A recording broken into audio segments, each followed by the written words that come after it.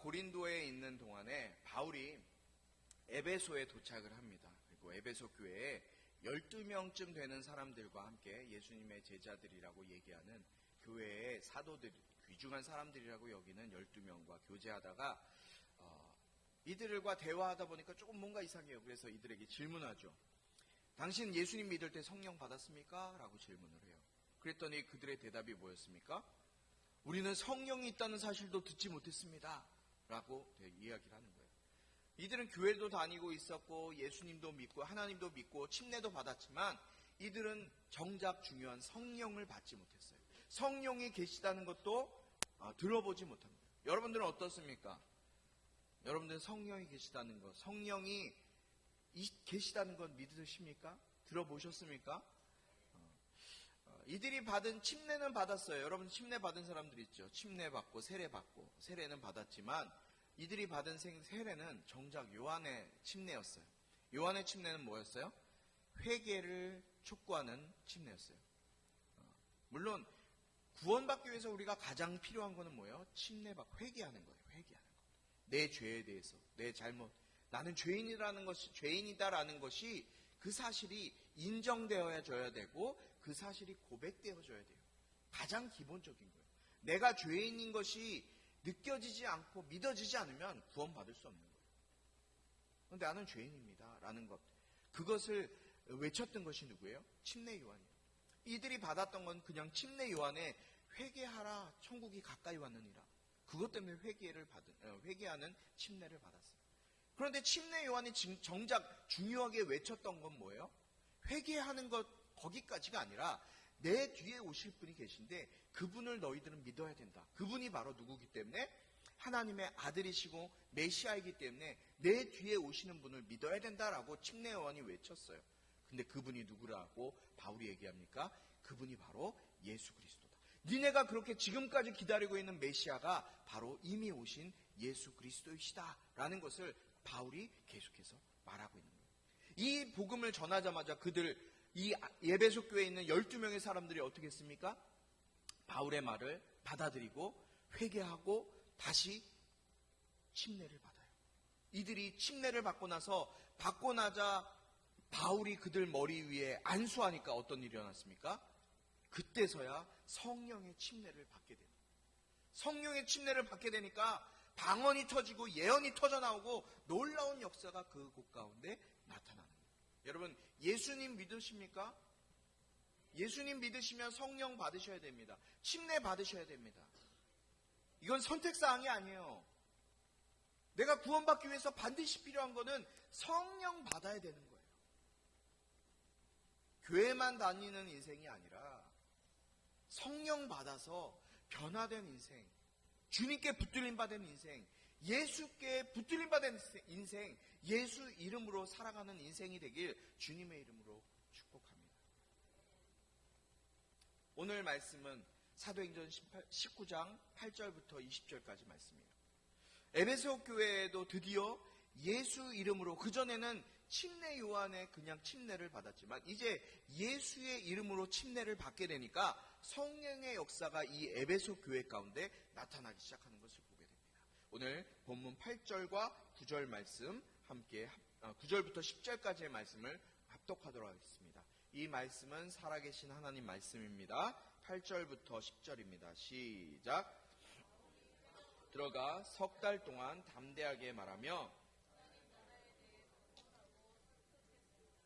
그 가운데 몇 사람은 마음이 완고해져 믿기를 거부하고 공공연하게 그 가르침을 비방했습니다. 그래서 바울이 그들을 떠나 제자들을 따로 데려다 두란노 서원에서 날마다 가르쳤습니다. 이 일이 2년 동안 계속돼 아시아 지방에 사는 모든 유대 사람들과 그리스 사람들이 주의 말씀을 듣게 됐습니다. 아멘. 여러분, 바울 전도의 특징에 대해서 제가 말씀드렸어요. 두 가지 특징이 있었어요. 첫 번째 특징은 뭐예요? 어디 중심이에요? 회당 중심이에요. 회당 중심. 회당 중심이라는 얘기는 무슨 뜻이냐? 하나님을 믿는 사람들에게 먼저 복음을 전했다는 거예요. 복음이 잘 들어갈 만한 사람들에게 복음을 전했어요. 서인아, 목사님 집중하세요.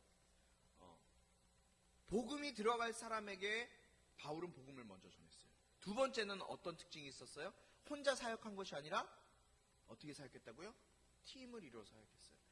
선교 여행 저 혼자 가는 게 아니라 우린 팀으로 갑니다. 저 혼자 사역하는 게 아니라 팀으로 사역해요.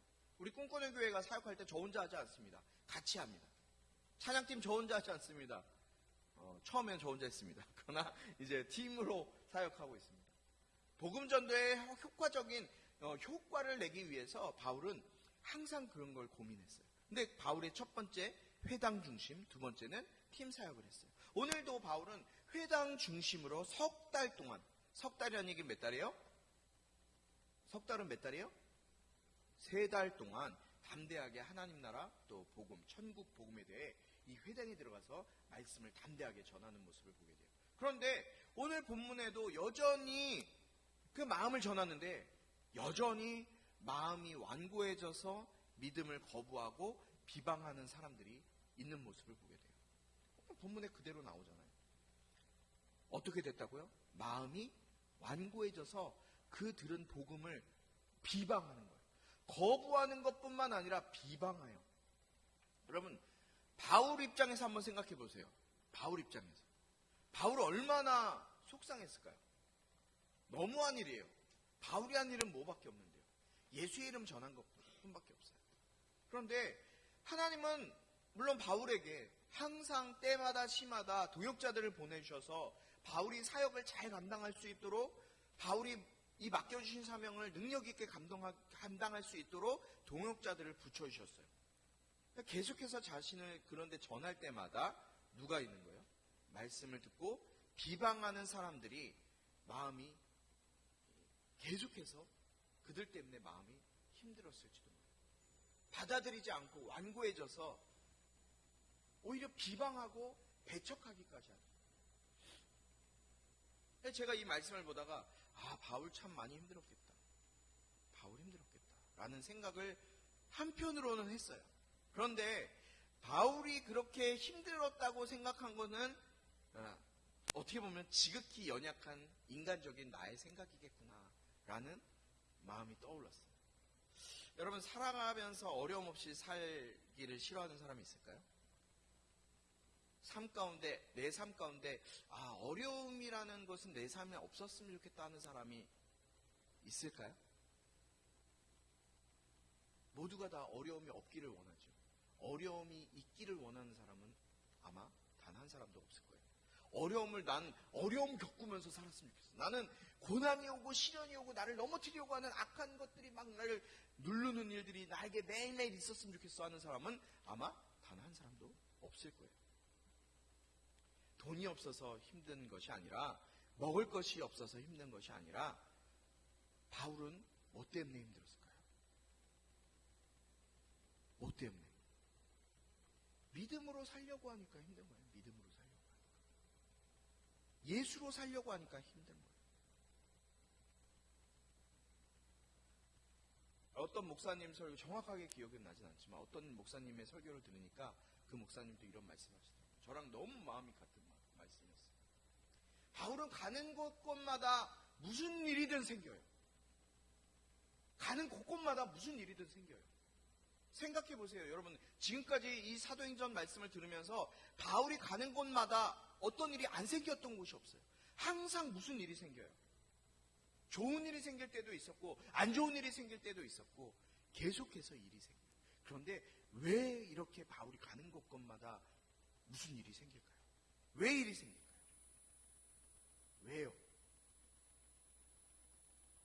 그 이유는요, 예수가 바울 안에 계시니까, 예수님이 바울 안에 있으니까, 성령이 바울 안에 있으니까 바울 안에 생명의 역사가 나타나는 거예요. 생명의 역사가 나타나니까 어떤 일들이 일어나는 거예요? 악한 것들이 떠나기도 해요. 떠나는 역사가 나타나기도 해요. 그에 반해서 악한 것이 떠나기도 하지만 악한 것들이 발악을 하는 역사도 그것 가운데 나타나는 거예요. 난리치는 역사, 악한 것들로 난리가 나는 그런 일들로 계속해서 나타나는 거예요. 여러분, 생명이 있는 곳에는요, 뭐도 있어요? 죽음도 있어요. 햇볕이 있는 곳이면은, 밝은 곳이 있으면 반드시 뭐도 있을까요? 어두움도 있는 거예요. 여러분, 의자 밑을 보세요. 지금 햇빛이 있으니까 그 밑에 뭐가 있어요? 그림자로 인해서 어두움이 있어요. 성령이 있는 곳에는 반드시 어두움이 있어요. 생명이 있는 곳에는 죽음도 있어요. 밝은 곳이 있으면 어두움이 있는 거예요. 바울은 매일같이 회당에서 3개월 동안이나 하나님 나라의 복음을 증거했단 말이에요. 그런데 어떤 사람들은 그 복음을 받아들인 사람이 있었고, 어떤 사람은 마음이 굳어져서 믿기를 거부한 것뿐만 아니라 그 가르침까지도 비방하고 있는 모습을 보게 돼요. 어찌 보면 하나님 나라의 복음은 전혀 새로운 것이 아니었어요. 하나님 나라의 복음은요, 그들에게는 전혀 새로운 것이 아니었어요. 하나님 나라의 복음은 이미 그들의 조상들로부터 들었고 또 약속되어 있었고, 그리스도가 오심이 완성된다는 말씀이 바로 그들이 들었던 하나님 나라의 복음의 말씀입니다. 메시아가 오시면 반드시 하나님 나라가 완성될 것이다 라는 말씀, 그 말씀은 조상들로부터 들었고 율법으로도 들었고 선지자들로부터 예언된 말씀이 그들이 들었던 하나님 나라의 복음이란 말이에요. 예언자들이 예언한 복음의 말씀, 메시아. 그런데 바울은 그 메시아가 누구라는 거예요? 다른 것이 아니라 예수가 바로 당신들이 기다리고 있던 예수님이신 바로 메시아다라는 사실을 바울은 그대로 말씀했다는 것입니다. 어찌 보면요, 바울에게도 계속해서 문제가 생기는 것처럼 보여요. 일들이 일어나는 것처럼 보여요. 그러나 우리가 영적인 눈으로 이 모습을 바라본다면요, 지금 바울에게 계속해서 나타나고 있는 이 문제는 특별한 일이 아니라 지극히 정상적인 일이에요. 정상적인 일이에요. 왜요? 그 안에는 누가 있기 때문에, 뭐가 있기 때문에요? 생명이 있기 때문에. 생명이 있기 때문에 지극히 당연한 일이에요. 악한 것들이 떠나기도 하지만요, 악한 것들이 발악하기도 하는 것, 그거는 지극히 정상적인 일이에요. 여러분, 우리 꿈꾸는 교회와요, 우리의 삶 가운데 아무 문제가 없다면요, 여러분의 인생 가운데 아무 문제가 없다면 그것처럼 안타까운 일이 없을 것 같아요. 교회와 여러분의 삶 가운데 아무 일도 일어나지 않는다면 그만큼 안타까운 일이 없는 거예요.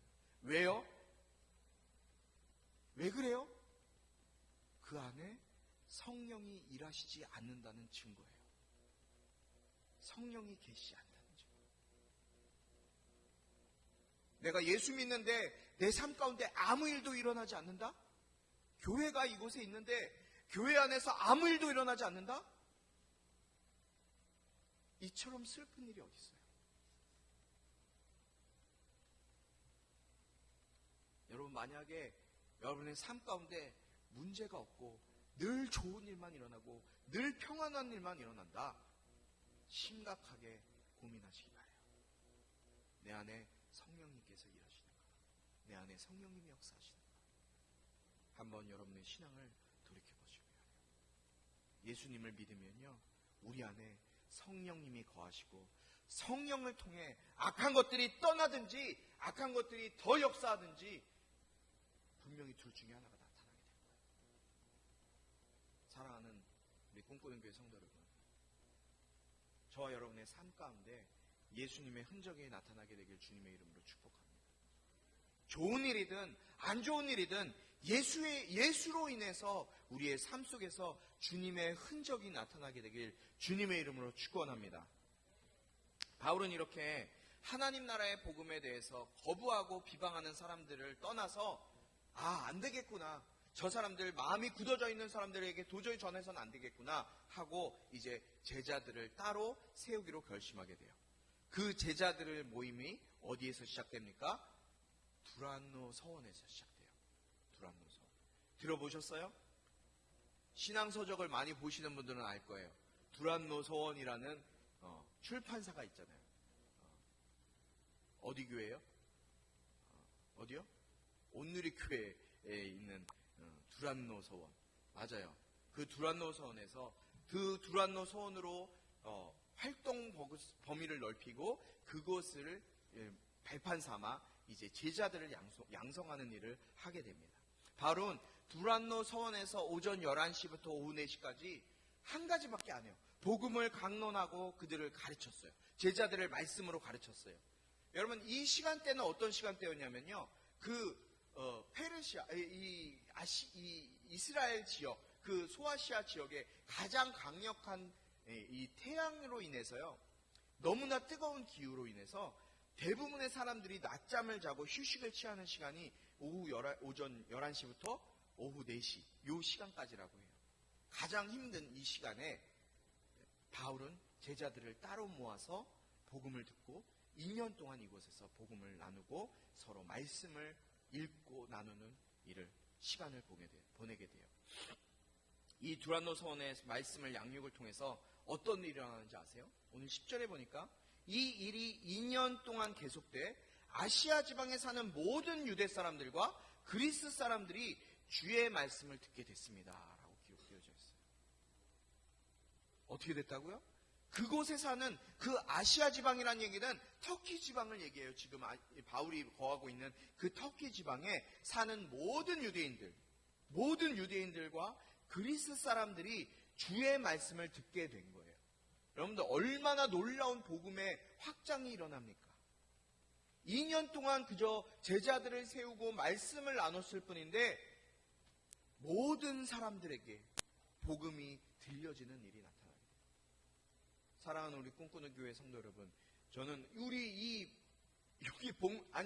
장대동도 아니고 요 주변만 해도요, 하나님의 복음, 예수 그리스도의 복음을 들어보지 못한 사람들이 너무너무 많이 있는 것 같아요. 우리 꿈꾸는 교회를 통해서 주님께서 맡겨주신 이 지역, 요 동네만이라도 우리 교회를 통해서 예수의 이름을, 하나님의 복음이라도 한 번이라도 들어볼 수 있는 기회가 그들에게 있게 되길 주님의 이름으로 축원합니다. 에베소 교회를 통해서 땅끝까지 복음이 전해지게 되었고 에베소 교회가 이제 선교의 중심지가 되었다는 사실을 이제 알려주게 돼요. 11절, 12절 말씀을 함께 읽도록 하겠습니다. 시작. 하나님께서는 바울의 손을 통해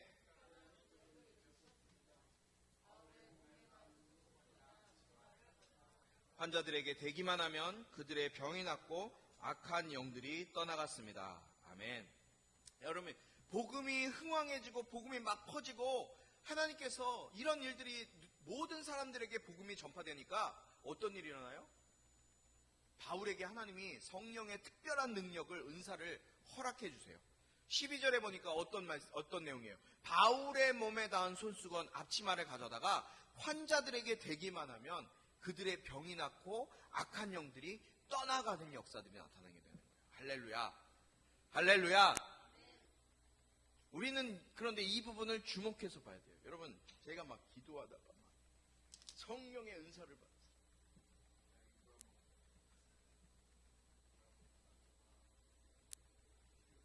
이거 먹으면 막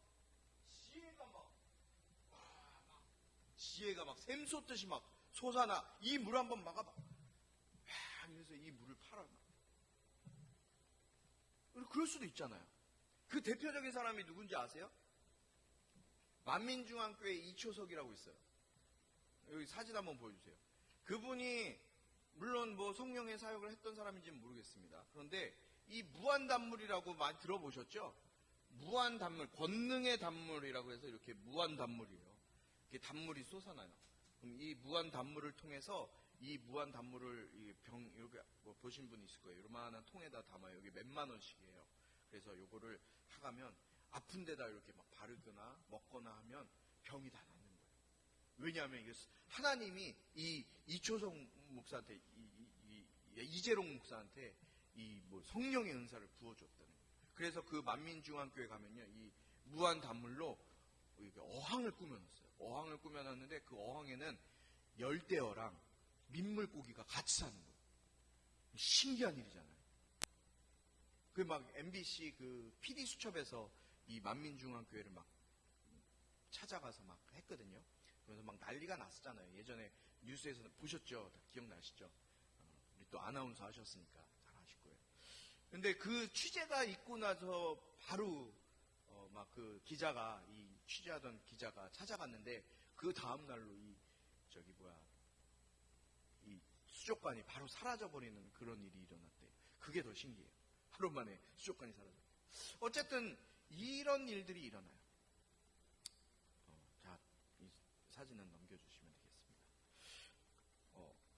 우리가 이 부분을 좀 주목해 볼 필요가 있는데요. 여러분, 손수건, 지금 하나님께서 바울에게 능력을 주셔서 바울에게서 나는 그 손수건이나 앞치마를 가져다가 바울의 몸에 닿았던 그 손수건을 여러분의 몸에다 딱 닿아요. 근데 병이 막 나요. 앞치마를 딱 들고 있으면은 막 키가 막 커져요. 살도 막 빠지고 얼굴도 막 엄청 멋있어져요. BTS B처럼 얼굴이 막. 근데 군대 갔더니 좀 얼굴이 머리값 갔더니 좀 안 예쁘더라고요. 저기 봤더니. 어쨌든 이렇게 손수건과 앞치마가 힘이 있고 능력이 있어서 이런 일이 나타난 건가요? 여러분, 이것은요, 바울의 몸에 닿은 손수건과 앞치마가 능력이 있는 것이 아니라 하나님께서 바울에게 은혜를 주셨기 때문에 이런 일이 나타나는 거예요. 이것은 하나님이 하신 일이라는 거예요. 사람들은 이런 것에 쉽게 넘어가는 거예요. 그래서 아까 말씀드린 이 무한 단물 같은 일이 비일비재하게 일어나요. 사람들의 마음을 홀딱 뺏어버리기 때문에. 사람이나 물건이나 장소에 능력이 있는 것이 아니라요, 하나님께 능력이 있는 것이고 예수의 이름에 능력이 있는 거예요. 속지 않으시길 주님의 이름으로 축복합니다. 오늘 이 말씀을 통해서 어떤 사람들은 어디 가니까 막 앞치마를 남자들이 다 두르고 있더라고요. 기도원 가서 오늘 이 앞치마를 통해서 막 하나님이 일하신다. 앞치마를 가지고 일하시는 게 아니에요. 예수의 이름이라는 거예요. 우리 13절부터 17절까지 말씀 교독하도록 하겠습니다. 제가 먼저 13절 읽습니다. 사방을 돌아다니며 귀신을 쫓아내는 유대 사람들 가운데 어떤 이들도 주 예수의 이름으로 악한 영들을 쫓아내려고 했습니다. 그들은 바울이 전파하는 예수를 힘입어 내가 너희에게 명령한다 라고 말했습니다.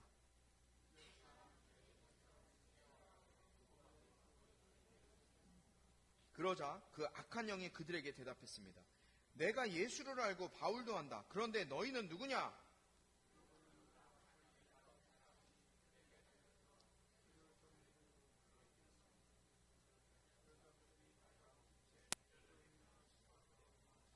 함께 했습니다. 이 사실을 알게 된 에베소에 사는 유대 사람들과 그리스 사람들이 모두 두려움에 사로잡혔고 주 예수의 이름을 높였습니다. 아멘.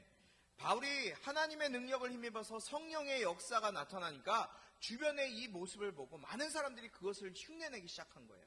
그 중에 유대의 제사장이었던 스게와의 일곱 아들들이 있었어요. 그런데 그 일곱 아들들도 이런 일, 바울이 지금 행하는 이런 능력의 일, 역사의 일들을 막 하려고 한 거예요. 그런데 이들이 이 일을 행하시는 하나님과 예수님의 이름을 의지하지 않은 모습이 나타나요. 뭐라고 얘기했냐면요, 이들이 바울이 전파하는 예수를 힘입어 내가 너에게 명령한다. 누구를 의지한 거예요? 자기가 예수를 의지한 게 아니라 바울이 전파하는 예수를 힘입었다는 거예요. 15절에 이 다른 것을 힘입어서 이들이 그런 얘기를 하니까 15절에 뭐라고 그래요? 악한 영이 그들에게 대답을 해요. 귀신이 대답하는 거예요. 귀신이. 여러분들 귀신 무서워하죠? 귀신 있어요. 귀신이 대답하는 거예요. 귀신이 뭐라고 대답해요?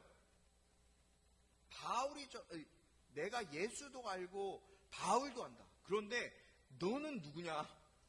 너는 누구요? 바울에게 지금 이 스게와 일곱 아들들에게 이렇게 귀신이 막 얘기를 하는 거예요.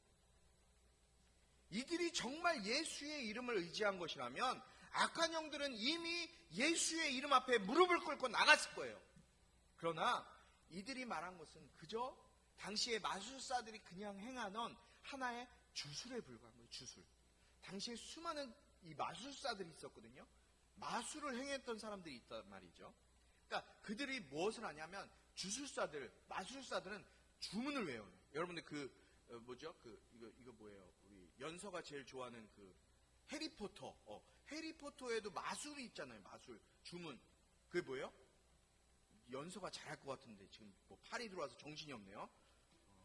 이런 주문을 외우는 그런 것 같이 이 스게와 일곱 아들이 그런 주문을 외운 거예요. 예수를 의지하지 않고 주문을 외운 거예요. 그러니까 그 주술에 의지해서 이 귀신을 쫓아내니 귀신이 나갑니까? 나가지 않아요. 예수의 이름을 의지하지 않는 거예요. 우리는 예수의 이름을 믿음으로 의지하며 기도하는 사람들이 되길 주님의 이름으로 축복합니다. 예수의 이름을 의지하며 나아가세요. 예수의 이름 빙자해서 예수의 이름 사용해서 내 뜻 이루기 위해서 신앙생활하고 교회 다니지 말고 예수의 이름을 의지해서 하나님의 뜻을 이루는 저와 여러분이 되길 주님의 이름으로 축복합니다. 결과는 분명해요. 내가 예수도 알고 바울도 안다. 그런데 너는 누구냐? 귀신도 안다는 거예요. 내가 예수 믿는 사람인지 내가 예수 믿지 않는 사람인지 내 안에 예수의 이름이 있는지 예수의 이름이 없는지 귀신도 알아요. 귀신도 안 되니까요. 심각하게 고민하죠. 나는 예수의 이름이 있는 자인가?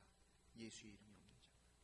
마지막 18절부터 20절까지 말씀 함께 한 목소리로 합독합니다. 시작. 믿게 된 사람들이 많이 나와 자신의 악한 행위들을 고백하며 공개했습니다. 마술을 하던 많은 사람들은 그 책을 모아다 사람들이 보는 앞에서 태워버렸습니다. 그들이 그 마술책들의 값을 매겨보니 모두 5만 드라크마 정도가 됐습니다. 이렇게 해서 주의 말씀은 점점 힘있게 퍼져 나갔습니다. 아멘. 이 일은 에베소 주민들에게 뿐만 아니라 그리스도인들에게도 큰 충격을 주게 돼요. 자신들이 지금까지 경험해보지 못한 일들이 예수의 이름을 통해서 막 나타나기 시작하는 거예요. 그 경험을 하기 시작하니까 그 그리스인들, 그곳에 하나님을 알지 못한 그리스인들이 어떻게 해요? 자신들의 은밀한 죄들을 하나님 앞에 고백하기 시작해요. 영적인 체험이 있기 시작하니까요. 자신의 죄가 자연스럽게 하나님 앞에 고백되기 시작하는 거예요. 성령님 만나면요. 내 죄가 고백되어지고 회개되어져야 돼요. 자연스럽게 나오는 거예요. 여러분 성령 체험하시기 바라요.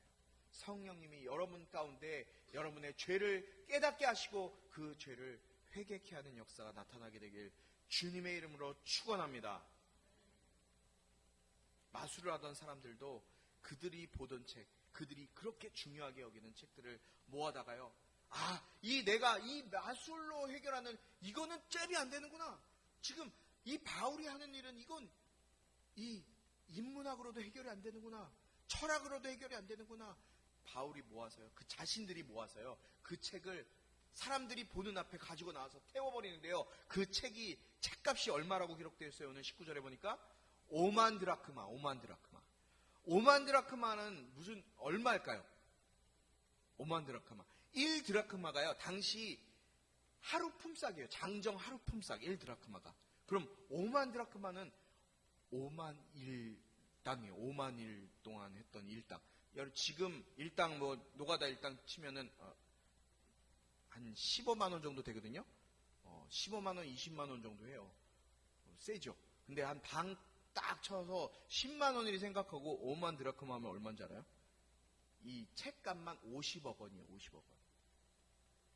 50억을 만져봤어야 놀라지. 50억을 들어봤어야 놀라지. 50억 원의 책을 그냥 불태워버렸다니까요. 내 책 아니니까 내 돈 아니니까 괜찮아요? 여러분 이런 일이 있은 후에 마지막 20절에 보니까 놀라운 일이 일어나요. 어떤 일이 일어나요? 20절에 보니까 주님의 말씀은 점점 힘있게 퍼져나갔습니다. 할렐루야. 주님의 말씀은 점점 힘있게 퍼져나가고 있어요. 여러분 에베소에서 일어난 부흥과 회개운동, 우상 숭배에 대한 회복은 어떻게 이루어졌나요? 어떻게 일어났는지 아세요? 다른 게 아니었어요. 다른 프로그램이 아니었어요. 다른 행사가 아니었어요. 오직 말씀이었어요. 하나님의 말씀. 여러분 말씀이 능력이에요. 말씀이 능력이에요.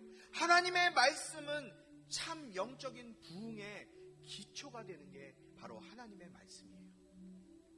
내 안에 진정한 부흥과 회개가 없었다면 내 안에 주님의 말씀이 나를 다스리고 있는지 여러분의 신앙을 한번 점검해 보세요. 하나님의 말씀이 나를 붙들고 있는지 확인하면 답이 나와요. 바울의 사역 속에 먼저 있었던 것은요, 하나님 나라 복음 전파가 1순위였어요. 바울은 어딜 가나 하나님 나라의 복음을 전하는 거였어요. 그렇게 말씀이 선포되고 난 후에 하나님은 바울의 사역 가운데 성령의 역사를, 성령의 능력을 바울에게 허락하셨어요. 말씀 중요해요. 목사님 말씀 당연히 중요하죠. 그런데 정작 내가 말씀도 읽지도 않고 듣지도 않고 말씀을 내 마음 가운데 새기지도 않는다면 나는 성령의 능력을 경험할 수 없는 사람인 거예요. 심각하게 고민해요. 나는 하나님의 말씀에 내 삶을 드리고 있는가? 하나님의 말씀에 집중하고 하나님의 말씀에 내 모든 것을 드리고 있는가? 여러분, 바울, 신약에 나오는 모든 사도들요, 다른 것 말한 것이 아니라 오직 하나님의 말씀이었어요. 그 말씀이신 예수 그리스도.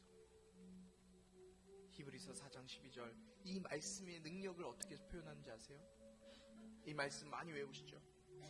하나님의 말씀은 살아있고 활력이 있어 좌우의 날선 어떤 검보다도 예리하여 혼과 영과 및 관절과 골수를 찔러 쪼개기까지 하며 또 마음의 생각과 뜻을 판단하시느니라.